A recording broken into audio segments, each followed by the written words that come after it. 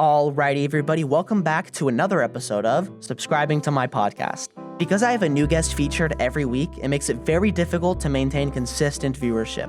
So if there's one thing that you can do to support me or the guest featured on the show, it's by interacting with my channel in every way that you can. You can always decide to unsubscribe later if you decide that you hate me or my show. With that plugging aside, enjoy my discussion with... Bradley Pierce is the president of the Foundation to Abolish Abortion, but also the specific Abolish Abortion branch in Texas. I've seen him on a lot of shows, and he's done a lot of wonderful work. He's also a constitutional lawyer, so he's been involved in the actual legal process and talking about these things. So that'll provide us a really interesting perspective on the legality of abortion conversation, but also the general abortion conversation. He's an abolitionist, which is a separate distinction from pro-life, which I also find that distinction really interesting. But Bradley, why don't you go ahead and introduce yourself and then tell some of the viewers some important things that they should know about you. Yeah, Elijah, thanks. First of all, thanks for having me on. It's great to have a conversation about this, and I think it's important that we have these kind of conversations. So appreciate you opening the door for that. The most important thing about me is that I'm a Christian, saved by the grace of God, not anything that I did, but just by His mercy and love. And so I am just privileged to be a Christian. And I'm a husband, I'm a father, and I'm also an attorney, as you mentioned. And my wife and I have 12 children. So we really love children, and God's blessed us with 12 so far.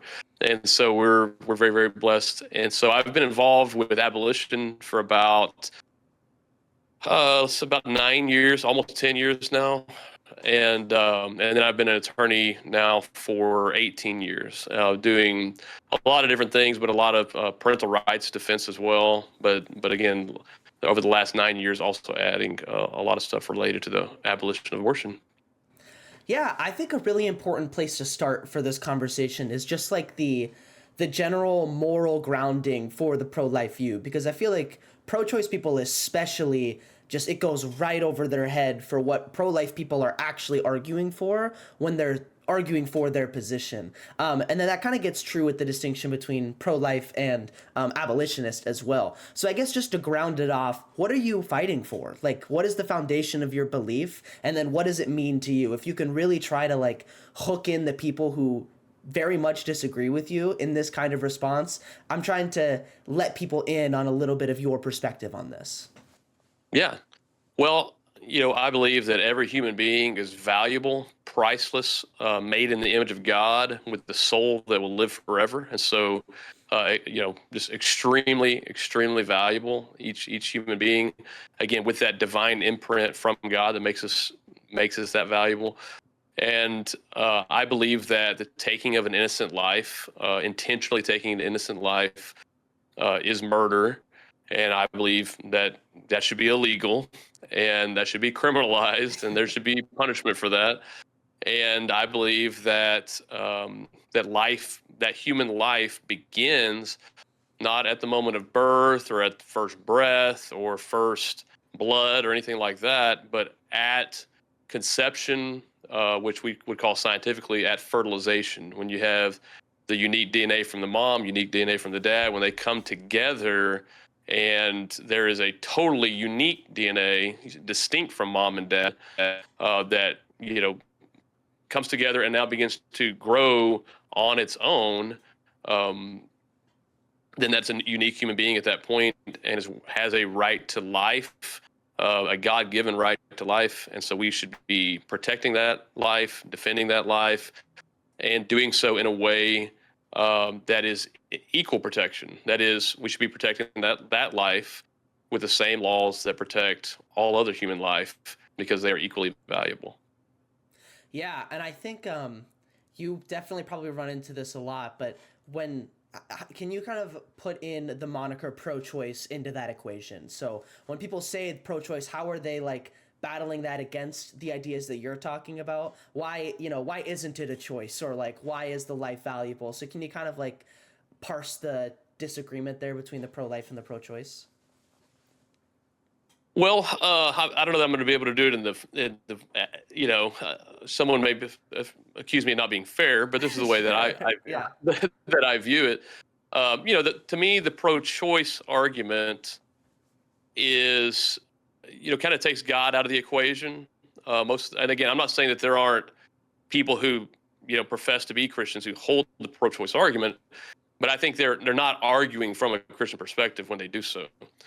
So I think you have to take God out of the argument. You have to take when life begins out of the argument, and you have to have a position of someone's rights trump someone else's rights. That in this case, again, like I said, may not be the most fair in the way I'm describing. You're totally good.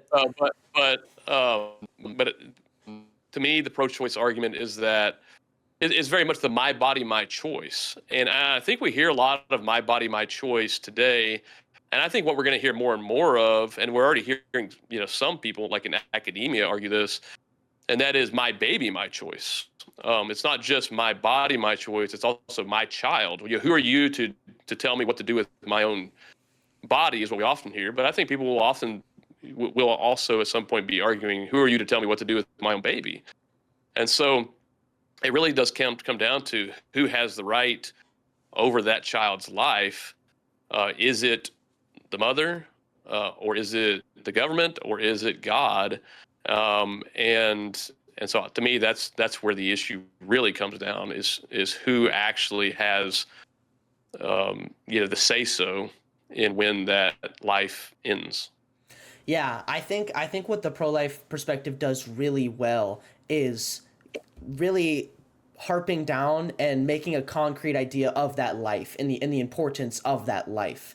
And so a lot of the times when you're saying my choice, it seems almost intuitively obvious. It's like, well, no, you don't have the choice to just like murder somebody. Nobody has the choice to do that. And I think that's when you're having the pro-choice argument, the accusation of it being murder has to be addressed first. You have to talk about whether or not it's murder, whether or not it's a life, before you can even start thinking about the choice of it or the other things like that. And I feel like a lot of pro-choice people specifically miss out on that aspect. And I think you might even say that sometimes pro-life people, when you're making the next step from pro-life to abolitionist, you might even say that some pro-life people aren't really taking it that seriously either in the legislation that they're talking about. So could you kind of explain a little bit about what you mean by like abolition versus, like pro-life, like what the kind of next step is?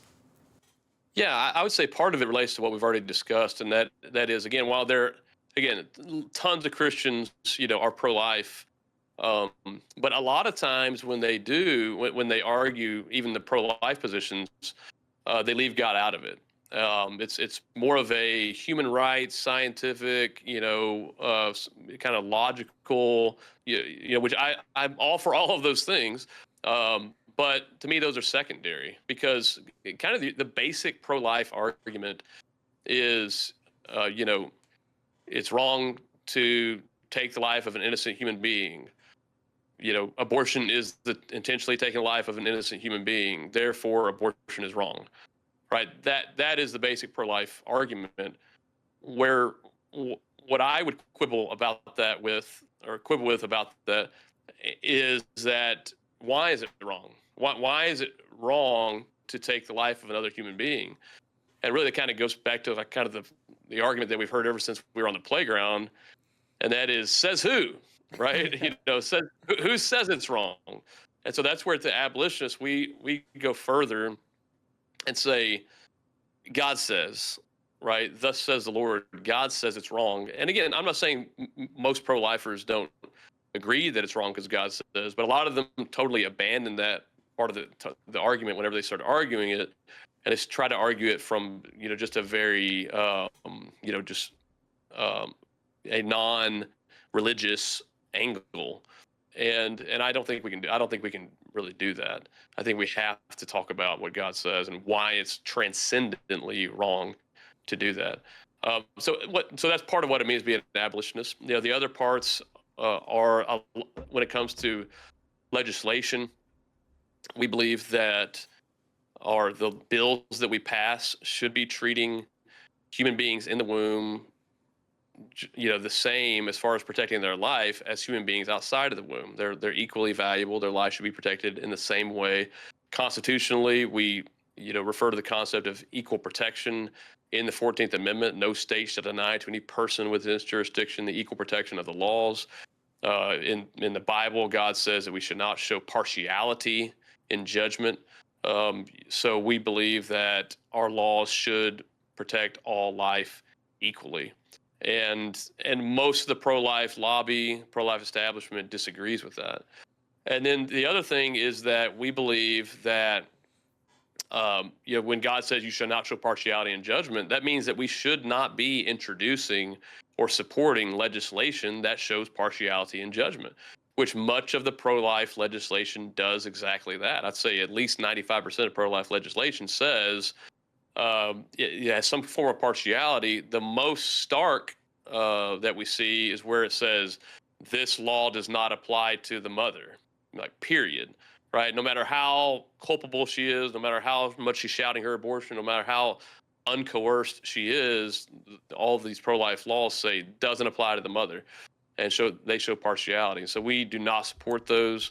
And then the other, the small fraction of pro-life legislation beyond that really treats abortion like it's healthcare or business or an industry, and attempts to regulate the circumstances of it. The who, what, when, where, why, and how of abortion.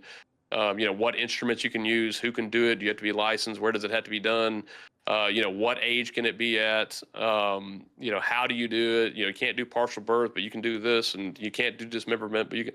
Right, that's what the pro-life legislation says, and we reject that as well. We believe that just sanitizes and even tends to legitimize abortion and ends up delaying the abolition of abortion, because it just gives these legislators who call themselves pro-life victories, even while simultaneously they are opposing the actual abolition of abortion. Yeah, I want to go back a little bit to, I guess, the grounding of it with how pro-life people are kind of not wanting to put religion into it, and they're wanting to take a more secular approach.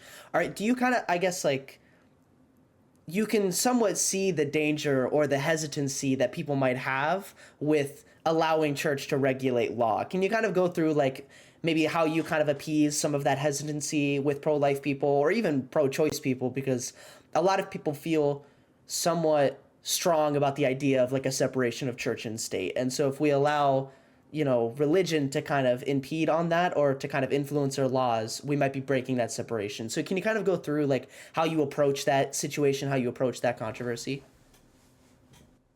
Yeah, well, again, people have different understandings about what that phrase "separation of church and state" means. I mean, it's not in the Constitution, it's not in the Bible, but I agree with it depending on what we mean by it, right? I don't believe that the church as an institution has authority over the state, nor should it.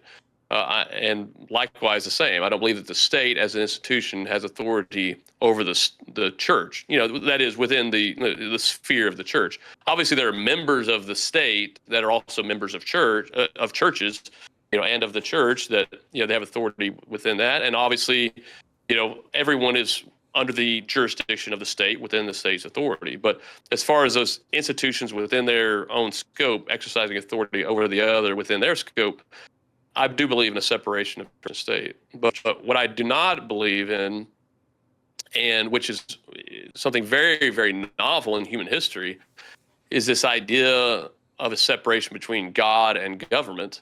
And that is that, we should make all of our laws, we should make all of our policy completely divorced from any concept of God and what God says law and policy should be. That's not the history of Western civilization. You go look at all of our, common law here in this country, common law of England, where a lot of ours come from.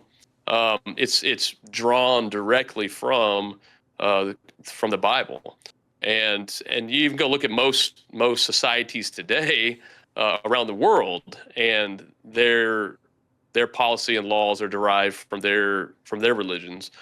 And so the idea that we can have this society that's somehow above all of that, I think is ultimately irrational. And, it lacks a foundation. And as Jesus says, it's built on sand. And so it's going to come tumbling down. So that's why I think we have to, while those two institutions, church and state, should be separate, right? That there shouldn't be the Pope deciding who the king is, and it shouldn't be the king deciding who the Pope is, and that sort of thing. Not that I'm Catholic, but you know what I'm talking about. Yeah. But there should be a separation there, but there is no separation between God and man, or between God and government. Jesus Christ is the King of kings, and so all kings and rulers of the earth should submit to him. Yeah, well, I completely understand that distinction. What I would poke at generally would be that it might be that the laws or the things that you want to enact coincide with what the Bible says, but I would say that your law shouldn't be this because God says. It should be this because of these reasons, and your motivation could be from God, but I don't know if that's enough of a justification to put it out into law. So if like an abolition law were to be like, we are banning abortion because God says, you know what I mean? Like, I feel like you might have an argument for abolitionists that should coincide with what God says, but I don't know if it can be because God says, at least for a society like ours, or a society like the United States. Do you kind of get the distinction that I'm making? I see what you're saying. I mean, but I think ultimately, first of all, that's not our history. That's not who we have been. Again, and when I say history, I mean like human history, right? Not just like the history of this country. Although even the history of this country, that hasn't been our history until really, relatively recently. From the beginning, from the Pilgrims onward, even through our founding fathers. Most of them had a clear understanding that laws do have to be based on transcendent truths, and not just, hey, you know what, I've got a good idea. They need to be based on transcendent truths. Again, that doesn't mean that you can't build on top of those transcendent truths, but that has to be the foundation. And that's why even in many of the early, even in the founding of this country, you could go look at the constitutions of many states, and a lot of states actually required even the state legislators or government officials to actually be professing Christians, because they knew then something that most of us have forgotten, and that is that all law is based upon a God in a sense. It will either be the God of humanism and secularism, or it will be based on the one true God, Jesus Christ. And so, because of that, most of our founding fathers, would have agreed that no, government officials should be Christians, because they should be making policy and law based on the foundations of Christianity. Yeah, and that makes sense. I guess would you agree though that it doesn't have to necessarily be like the Christian God, as long as you are pointing to a transcendental truth, which seems like an oxymoron, right? But like, do you think you could make some sort of objective truth statement about reality? This is kind of getting meta-ethical, but do you think you can make some sort of transcendental truth about reality without it being stemmed in the Christian God? Do you think you can make a truth? I don't think so. I really don't think so. I mean, I'm not saying that people can't attempt to do that, but I think even in that, they're borrowing a lot. Even the idea that the future will be like the past, and even basic logic and things like that are all borrowed from. Well, there has to be someone holding all of this together. There has to be an order, right? Where does logic come from? And I think that's from God. And so I do think that others can attempt to do that, right, for their other religions, which I believe worship false gods. But I think ultimately we have to be grounding what we're doing in what I believe is the truth, which is God's word. And whether someone accepts it or rejects it doesn't make it any less of the truth. Yeah, and I agree with you actually up into that, but my only thing would be that the origin of where this order comes from, or the origin of where this law comes from, I don't think actually has any bearing on whether or not we should follow it. And if anything, if it does, that feels almost immoral. So I always use the example of, like, imagine that you are following a moral system because God tells you to, and then somehow it was proven to you that God isn't real in a way that you would believe. Like somehow it's proven to you in a way that you wouldn't believe. If you change the way that you're acting, it feels like you were never acting morally in the first place. If it is dependent on God's existence for you to act that way. And so, like, it could be true that God created the universe and then all of the laws and the ways that we should act are from that creation. But if God wasn't real, we would still and should still act in the same way, even if God's not there. And I would try to make laws based on that truth, not necessarily a truth described by God, but a truth that just exists, whether God is involved or not. Does that make sense? Do you see the line that I'm drawing here? Well, the problem with that, I mean, that's a enormous if, right? When you start Sure. with that, No, I right? get that. I get that. But Right. it I helps mean, with people that's really, who secular people. You know what I mean? Like yeah. because they're following some sort of law. It might not be Right. objective in the way that there is an entity that is raining it down, but they're following it in the same way that you would. And the likelihood that their law aligns perfectly with yours is very likely as well, as God describes law better than any other book that has ever existed. But that doesn't necessarily mean that God needs to exist for that law to exist. Well, I think that a couple of things. First of all, yeah, again, like I said, very big if, Yeah, because if yeah. he does exist, then ultimately what he says is what we should do. Not just because he's the authority, although that's reason enough, but also because he is all wise, right? He is all good. So whatever he tells us must be the best, must be for our best. But the other thing is the the laws of God, right? We should submit to them because he's God. That's number one, but also because they are the best, right? They are the best laws, and they are the best even for people who do not believe in God. The laws of God do produce the most freedom, the most prosperity, the most order without order bleeding into tyranny.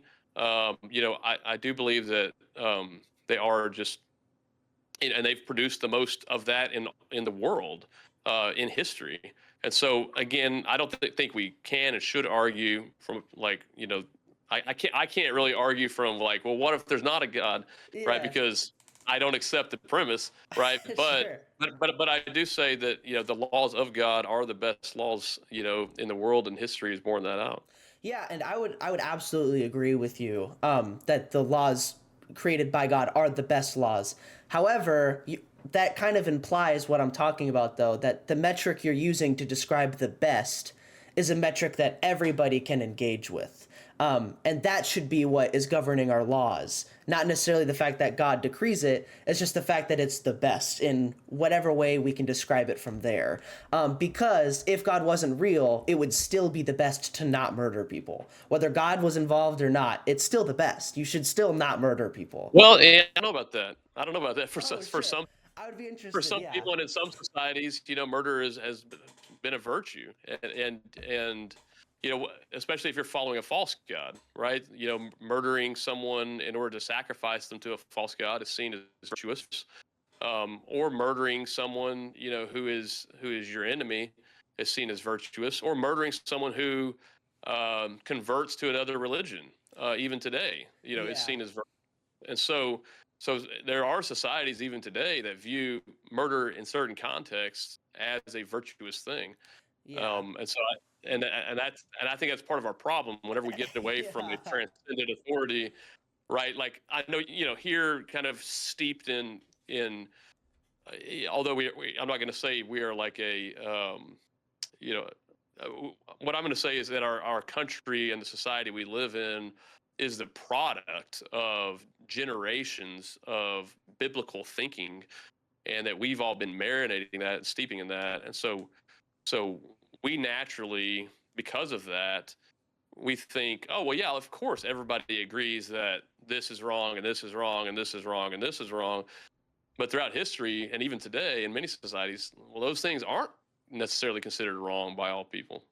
Yeah, yeah, and I agree with you wholeheartedly, but I would say that it's seen as wrong, or sorry, seen as not wrong but it is wrong. So what I would say is that even according to them, it is not achieving the goals that they would like. You would ask But yourself, where by are what those standard though?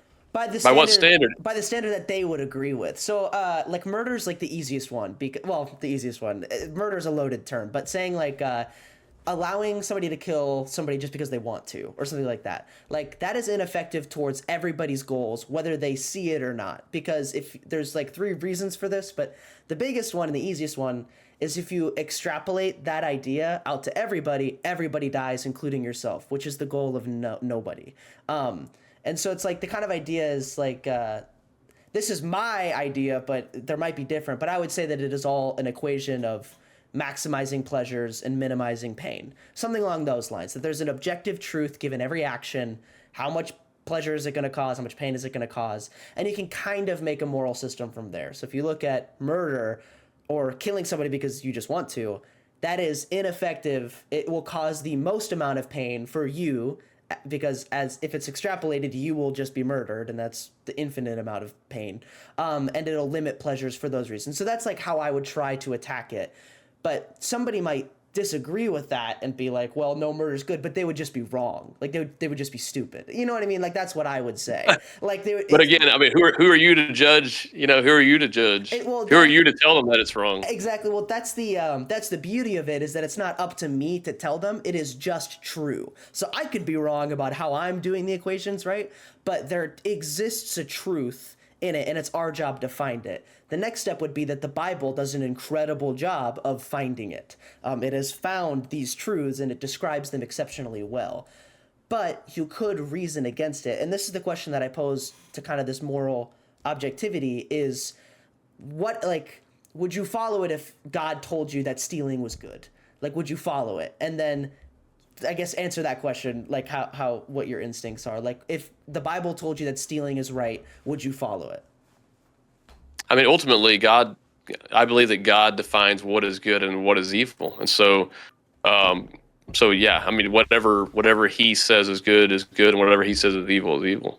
So you would condone stealing if God said that it's stealing, that stealing is right. I mean, that's not the God we're talking about. That's not who Yeah. He is. So He would not. But in this, in this In hypothetical, this crazy, yeah, in this crazy thing, the idea would then be that there might be things in the Bible that are already like that. So there might be things in the Bible that you are following, yet they intuitively are against. And again, you're not the arbiter of what is good and wrong, but if you read in the Bible, "Thou shalt steal," you would look at that and be like, that doesn't make sense." And so there might exist things in the Bible right now that aren't right, that are bad, but you call them good because God says so. Does this make you uncomfortable at all, or? no, I don't. I don't agree, right? I think that. I mean, are there things in the Bible that are bad? I mean, yes. In fact, that's one of the reasons. One of the things I love about the Bible is that it is a very raw book, Yeah, yeah, right? yeah. It's not like, hey, look, everything's going great and God's people are always doing the right thing. Good for them. Sure. Yeah. It's like, no, there's a whole lot of evil, and even the best people in the Bible still sin and commit evil, and there's no like whitewashing, Yeah, of right. that. It's very raw and very real, and that's one reason among many others why I think the Bible is so credible, is that it's like when I read the Bible, it's like, yeah, this is who I encounter in the world, right? This is who I encounter in my own heart, Uh-huh. right? This is who humanity is, and so again, the truth just echoes with our own hearts, and so I do think that, um, you know, that I think ultimately God defines what is right and wrong, and if I encounter something in the Bible that I have assumed like, oh, well, this is right and this is wrong, but I encounter something in the Bible that says otherwise, then I have to look at the context, what's going on here, does it apply to me, etc. But at the end of it, it may be that, you know what, I was wrong. And I thought that was wrong and it's actually right. Or I thought that was right and it's actually wrong. And I have to submit to him because he's God. Okay, that's really interesting. I haven't heard somebody, I guess, just bite that. But that makes sense. That makes sense. What I would say too is, do you think then that it's reasonable to come to the same conclusions as the Bible without referencing the Bible? I feel like if you got 10 people and put them on an island, if they never read anything, they've never interacted with anybody socially, they would come up with an identical set of rules that the Bible is prescribing. Do you think those people are acting morally, even though they're not referencing the Bible or they don't know the word? Well, to a certain extent, I agree that might happen, but it's not because I think that God's law is written on our hearts, right? The basic morals, right? We know without the Bible even we know when we've done something that is offended God, right? That's wrong, that we feel guilty about, right? And that's, as Romans 1 tells us, that's because God's law is written on our hearts. And so we do have there is a certain innate human knowledge of good and evil, if you will, right? To go back to Adam and Eve, that we have, and we know, what, I've committed wrong here. But what we tend to do is to justify a lot of those wrongs and excuse them and things like that. But do I think that a lot of people will come together and agree on certain things? Aside from the actual written Bible, yeah, I think so. But I think it's because of what God says, and that is that there is a law that is written on our hearts from Him. Yeah, and all of this to kind of point out the distinction, though, that I just getting back into this, using scripture to talk about legality. To me, it feels like you can come up with the same answers, given different work. You could just do different work and get there. And I think that if you were to question me about some of the things in the Bible, I have reasons as to why I could defend all of the prescriptions in the Bible, all of the laws in the Bible, or something like that. In my head, it's oh yeah, that makes sense because of this, because of this, because of this, because of this. But the thing is that you have a lot of other religions that are are just following what God says. But then when you ask them about their rule, and it's why does your religion posit reincarnation? Doesn't that kind of take away some of the responsibility of your actions? And they'll be I've never thought about that, but my God says it. So, but Christians are supposed to be different, because when you actually test and figure out why they say what they say, it actually makes sense. It actually maps onto the world, and it actually applies to how we should live. Other religions aren't necessarily like that. I guess I just wonder, it feels like it puts you in a really vulnerable position to defend the word like this, which I guess is the point of faith. But does that worry you at all? This kind of trust in No. it? Okay. No, I mean, because again, I'm a Christian. I know Jesus, and He knows me, and that's my hope. And so I believe what He says. And so I think the reason that we see Christianity mapping onto the world like you're talking about is because it's the true religion, right? He is the true God. And so that's why it is internally consistent, as opposed to the others.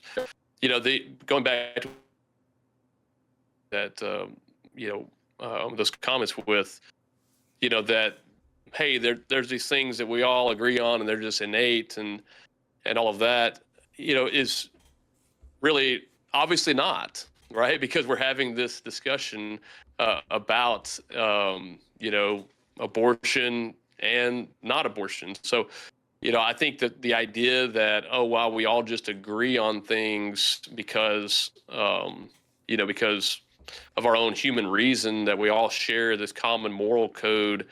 I don't think that. I think even the conversation we're having shows that that's not completely true.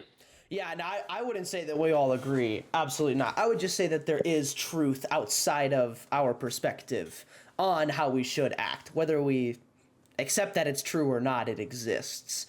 But what I would say is that truth doesn't have to come from God, and it doesn't have to exist with a God. There might be a universal truth that just comes from nature, that is a byproduct of logic or something like that. It could come from God, and is probably most likely to come from God, but I don't see why it has to.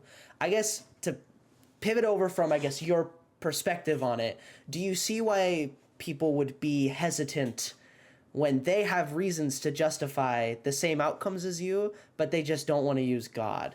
Or like, do you see any problems with trying to, even just utility problems of trying to push for legislation because of scripture? Do you see any like utility problems or anything like that?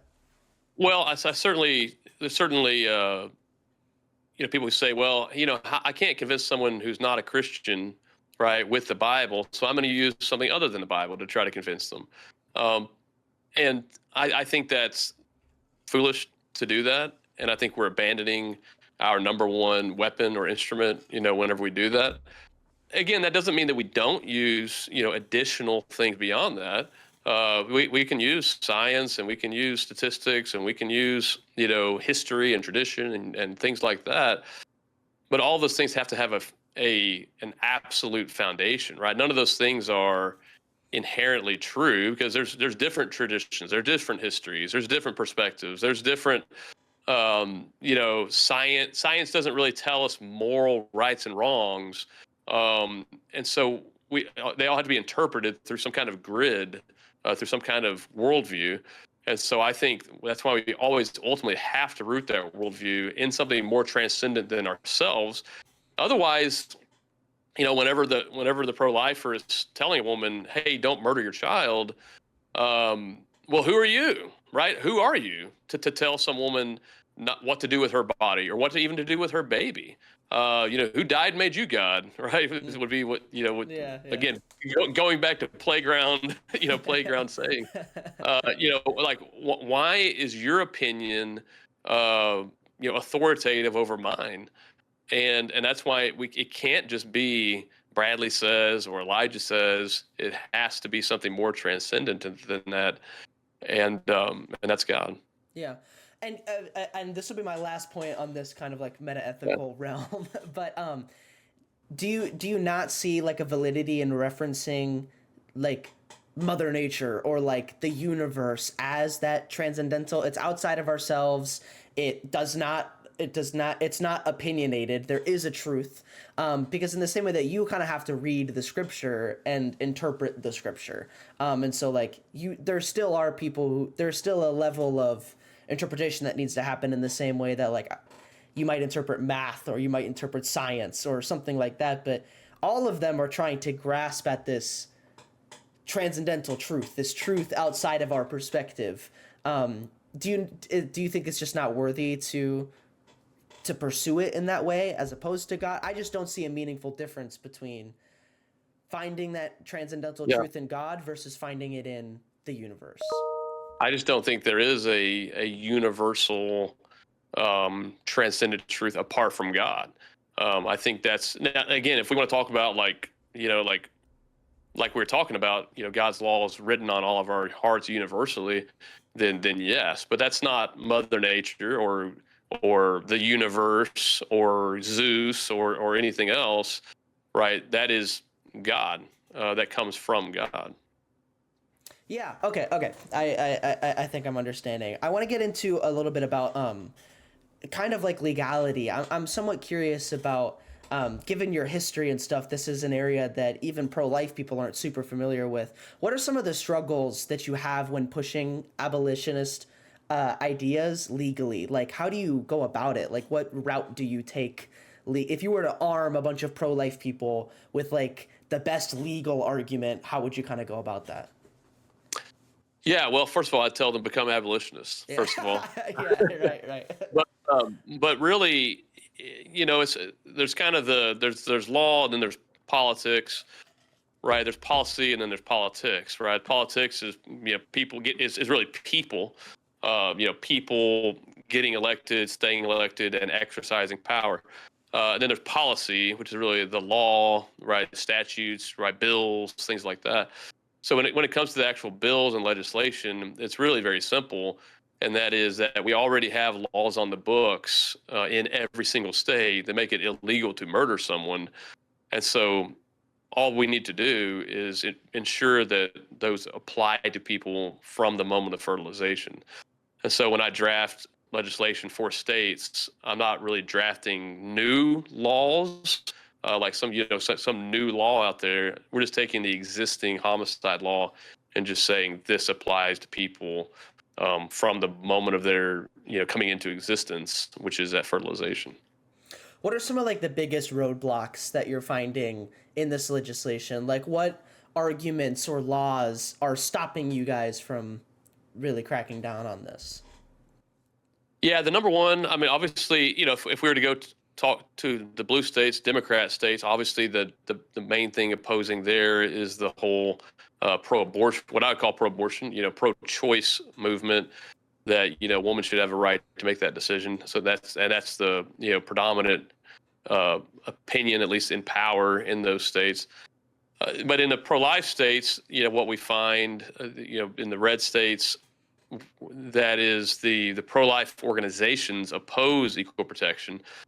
And their number one reason for that, and number two is way down the list, their number one reason is that, well, equal protection means that mothers could also be prosecuted, right? Because if a mother commits homicide, if she murders her 1-year-old child, she could be prosecuted for that. And for a lot of the pro-life movement believes that women, that absolute, not just certain women, but all women should never be prosecuted or be subject to prosecution even for the abortion of their own child. And so on that basis, they argue against equal protection whenever we introduce it around the country. Yeah.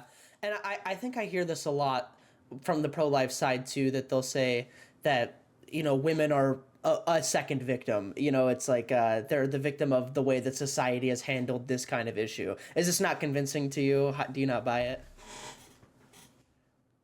Well, it's,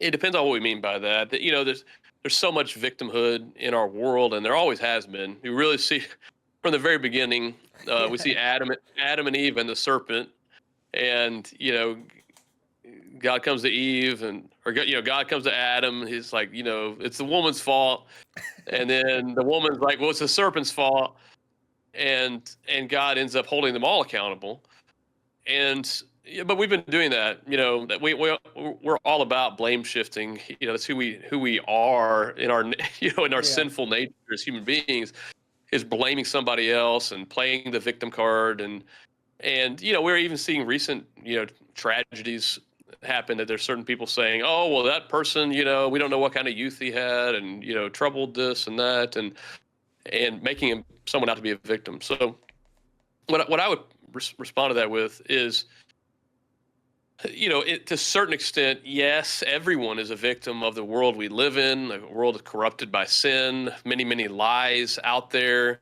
that some of us have swallowed. Some of us have swallowed them willfully, willfully ignorant, because we'd rather not think differently. And there's been people that have lied to us, and media that's lied to us, and teachers that have lied to us, and some even parents that have lied to us, and some even pastors that have lied to us. And so everyone is a victim in some sense in that context. But that's not how the law works. In the law, there are victims, and but there's the concept of ignorance of the law is no excuse. But there are people who have a mistake of fact, like they do something that's technically criminal, but they really didn't know what they were doing, right? Like someone shooting into the, like I kind of describe it, if you're going bear hunting and you're out hunting and you shoot a bear, and it turns out it was actually just a man dressed up in a bear suit, you haven't committed a crime, right? Because you didn't know that was a man in there. And so there may be people who really are victims. They really don't know what they're doing, and they can make that argument. But by and large, people do know what they're doing, and they are not victims. And the problem with saying that, with the pro-life laws, is that they're actually saying, the law is actually saying every woman is a victim, not just some women, right? Because I do believe some women are victims, but I also believe some women are not victims. And our legal institutions, we start by saying, well, we presume people are innocent. right? And then we have to prove beyond a reasonable doubt to a jury of our peers that the person is not innocent, that they are not a victim. And if we can't prove that, then hey, then we treat them like they are, right? They are acquitted. But if we can prove it, then there's sentencing for that. And so that's what we're saying. That's the laws that apply to the death of born people, to the homicide of born people, I should say. That's the same that should apply here. So we have an entire justice system that can sort out who is a victim and who's not. But we should not just be blanket saying every woman is a victim. I really think that, and I've heard from lots of women that say that's insulting, right? To just treat all women like they're too weak and too stupid to know what they're doing. There's this concept in the law called infancy, right? And we all know, like, what is an infant? Well, that's a baby. But in the law, that term infancy means that it comes from, right? It's the same concept. It means that someone is too young to really, they're not mature enough to really know what they're doing, right? So if a 2-year-old picks up a gun and shoots someone, we don't charge the 2-year-old with murder, right? Because they're just too, immature mentally to really know what they were doing. But the problem with pro-life laws is that's how we treat all women, right? We're treating all women like legal infants, and I think that's not just insulting to women; it's also unjust. I think that's a really interesting perspective on it. I think that you're actually onto something important there. I've kind of felt that way with a lot of other legislation with some other social issues. Maybe not legislation specifically, but the way that people treat other social issues, especially in regards to like race and stuff like that. I find that happens a lot too. But yeah, okay, that makes sense. I would be remiss by fans of my show if I didn't try to at least give some general pro-choice questions / disagreements. I'll try to stay legality, even though this is by and large my weakest subject. And then maybe after that we can just go to broader stuff. But interesting argument that I had heard about it is in cases of miscarriage. If we were to treat it the same as like an infant, we would require some sort of like CPS investigation the second that a miscarriage is reported, because there might have been malfeasance for that miscarriage. Is that something that you kind of condone, or is that like totally inaccurate to how we would approach this? Because to me, if there were actions that could have caused some sort of miscarriage, which is a tragedy, by the way, I will point out is a tragedy no matter what, whether you're pro-life or pro-choice, but do you think that there would have to be investigations on everything like that, because there could have been malfeasance, malplay, or even just what's the word that I'm looking for? Like it was negligence, something like that. Right. No, I don't think so, because sadly, as you said, it's a tragedy. Tragically, miscarriage is a fairly normal thing. My wife and I, although we do have 12 living children, we've lost 4 children in miscarriage, and most people who have gotten pregnant a number of times have had miscarriages. So it's unfortunately a very common thing. So that because of that, there's not this just because a child dies in miscarriage, there's not oh wow, there must have been, or there. It seems like there was something that the parents did wrong, right? You don't kind of start with that, like, well, there's reasonable suspicion here, right? You really just start with like, no, it's probably nothing wrong. So whereas so there has to be some, and it's really kind of, we see this on the other end of life. We have people dying every day all over the country. In hospitals and nursing homes, and then just in homes. And, I've been present for the death of some of my elderly family members in their own home. And guess what? There was no police investigation or adult protective services investigation or anything like that. And why? Because there was no suspicion of foul play, right? No one made a report. There was no evidence, nothing, there was no indication that there was anything untoward that had gone on. No, this person just died in the normal course of humanity. And so it's the same way with miscarriage, right? Unless there's someone that has a suspicion, that has evidence for that, it'll just be treated as a natural death, just like we treat deaths of the elderly. Yeah, that makes sense. I do think you could kind of widen the scope of what is negligence versus what is, something like that. So maybe somebody didn't know they were pregnant, but they were drinking, and they didn't kind of know that, but then they still kind of caused the death of a person. There still would be like involuntary manslaughter or something like there are other types of ways that you could kill people accidentally. Kind of like even in the bear situation of the bear suit, you wouldn't charge them for murder, but wouldn't they get charged with something, or like something would happen legally? No, it's, in order for there to be a crime committed, there has to be both. This Latin helps with some of this, but like there has to be an actus reus and a mens rea, right? You may have heard the term like mens rea, meaning you have to have a criminal mental state.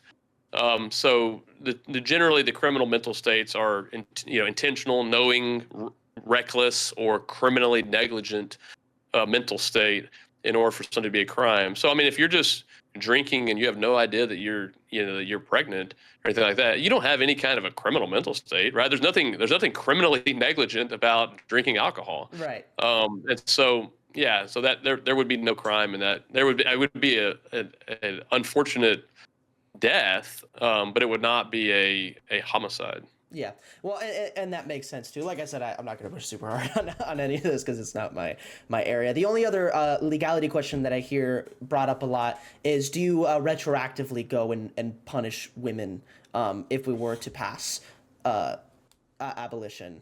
How do you feel about that? No, definitely not. Because that would be unjust. Our law has told them that it's okay. Our law has told them that they can't be prosecuted.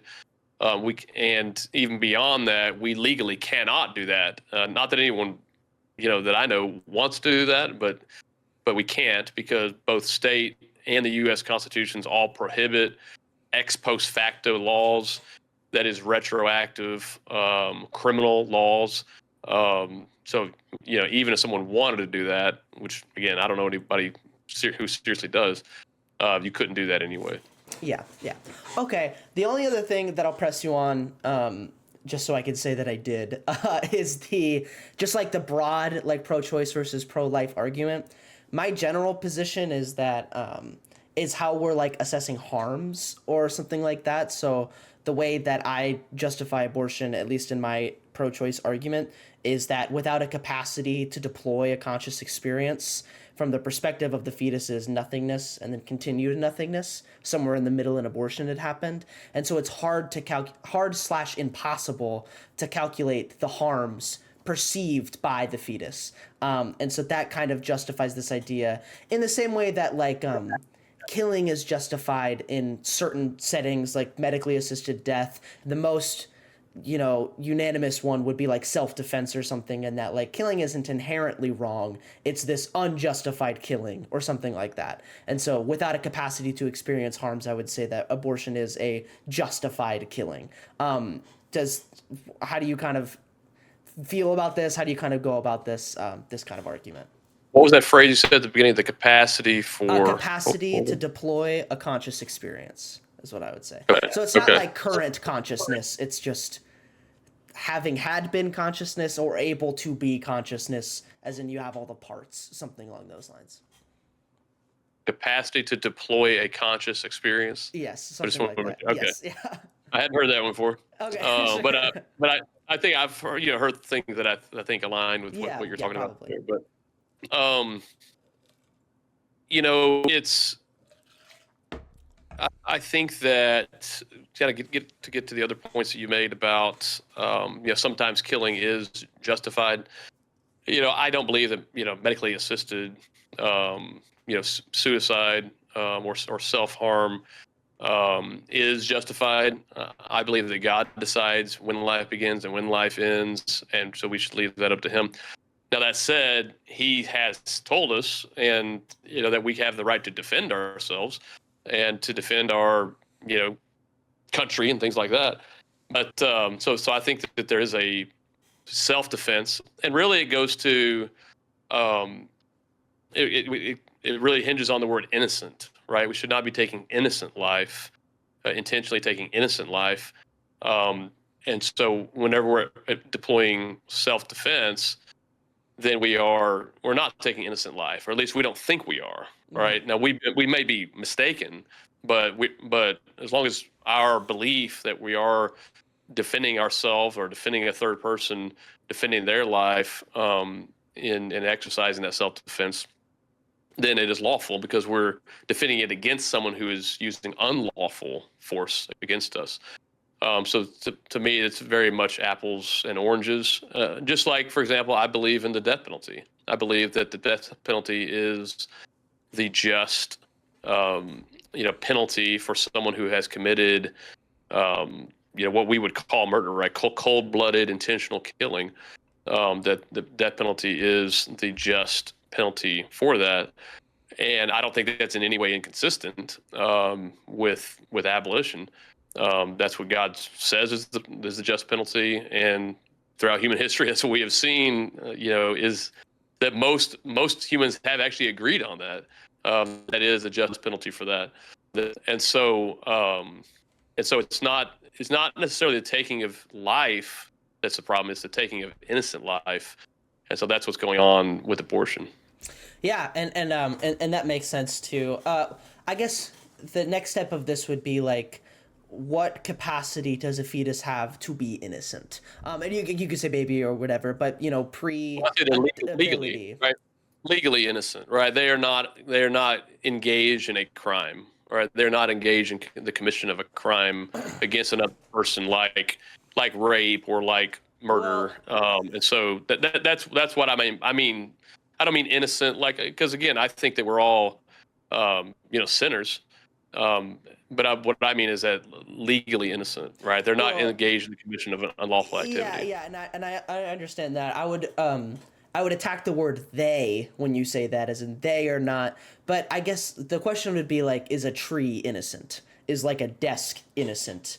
Without the capacity to choose to do harm, I don't know if you like. It's hard to say. It's hard to use the word innocent without a capacity for choice.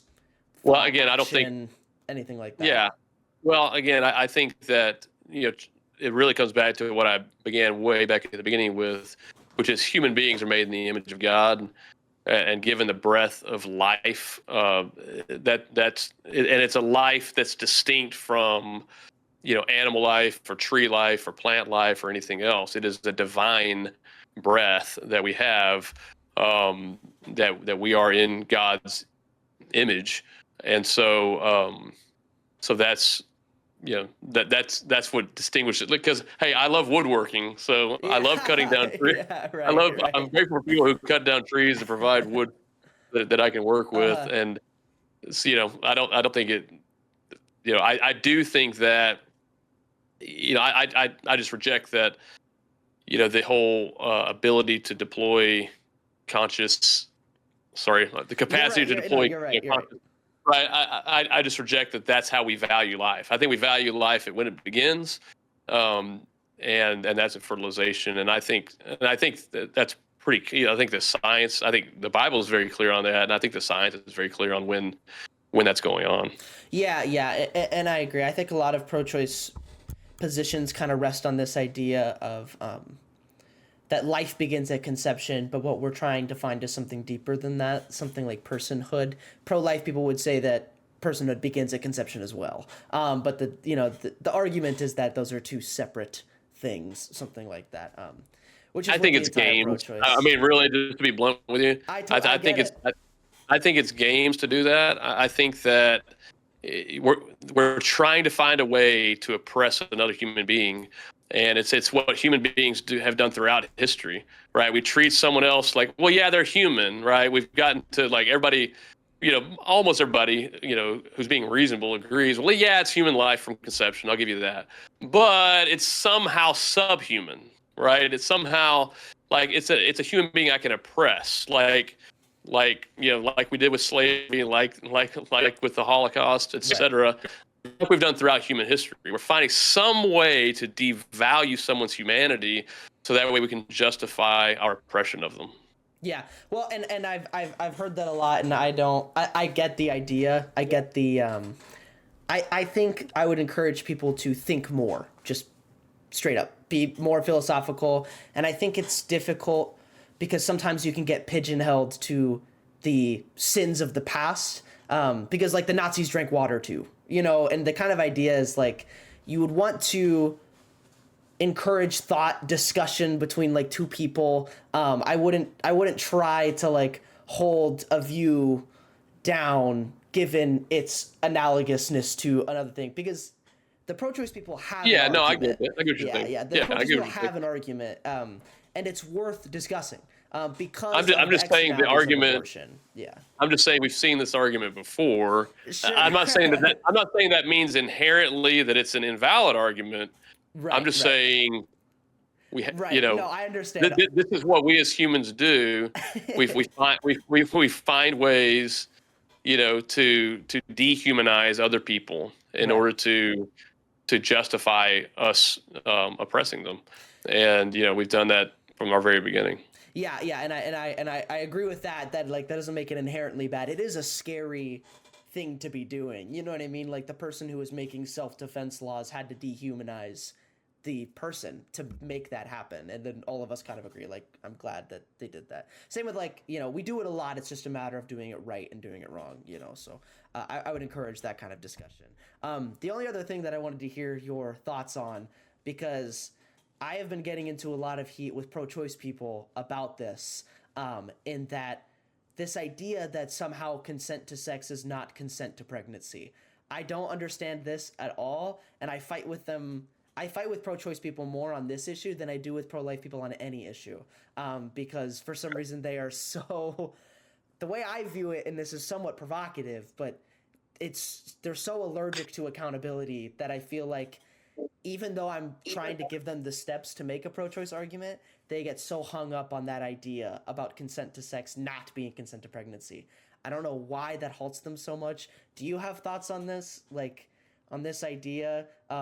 I imagine that you have 12 kids, so I'm sure you're very familiar with the decision-making process, so I don't know. What are your thoughts on this particular issue in the pro-choice movement? My wife and I have known that was a possibility. Dang, why does this keep happening? We're not, we have a lot of people that ask us, do you know how this happens? And we say yes, and we like it. Yeah, sure. But,